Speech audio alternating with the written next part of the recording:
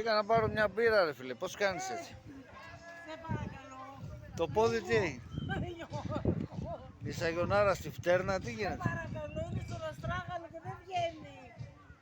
Γλίστρισες κάτω.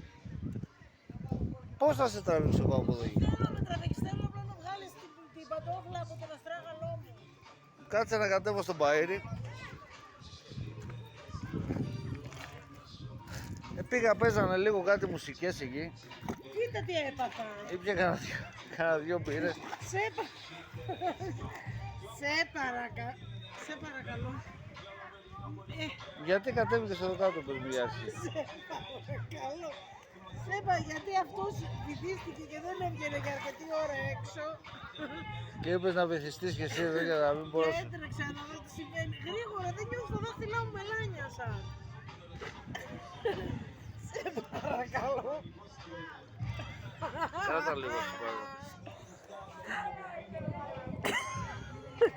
Αουτ! Θα με βγάλεις στον αστράγαλο ρε! Να παίξεις το ρολόι μη. Ποιο ρολόι ρε, το πόδι μου!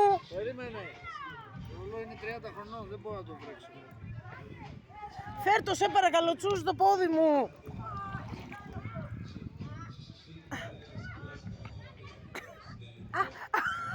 Πιο σιγά, πιο απαλά!